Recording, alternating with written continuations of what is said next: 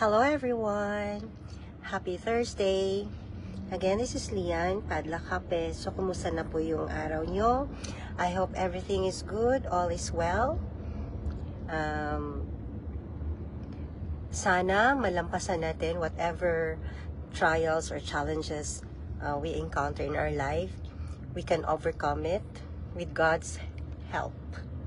So, trust in God, have faith in God, everything will be good. There's no such thing as a perfect life. It's up to us to make our life better, to be happy, to be grateful, and to be contented. As human beings, we are entitled to, or we are, what we call this, we have a tendency to do imperfect things. That's what makes us human beings. But the important thing is we know how to acknowledge our shortcomings, and let's ask God's strength so that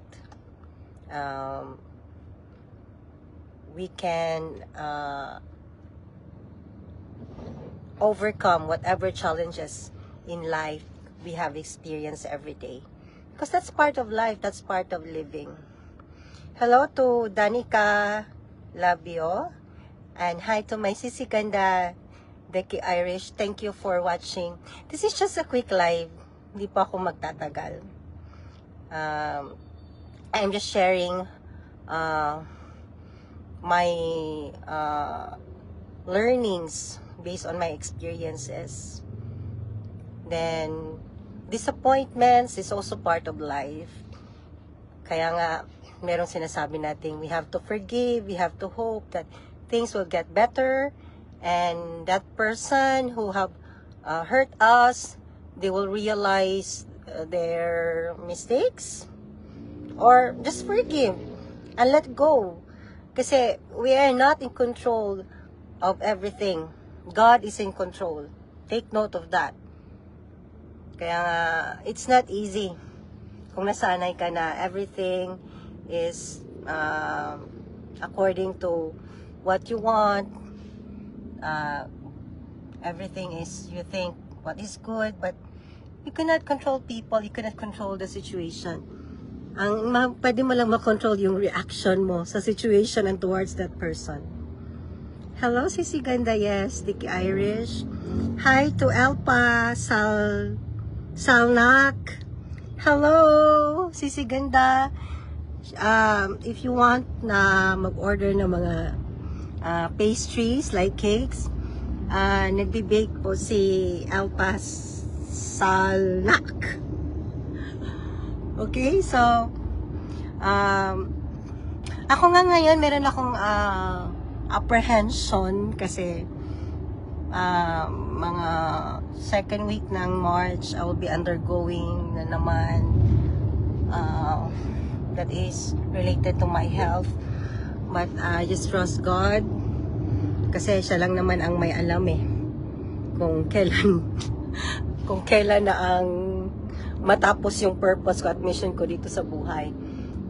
Kaya nga notify na ako na baka hindi na naman ako active by second week of March kasi nga because of that health relation. It's related to my health. Yes, El Pasal na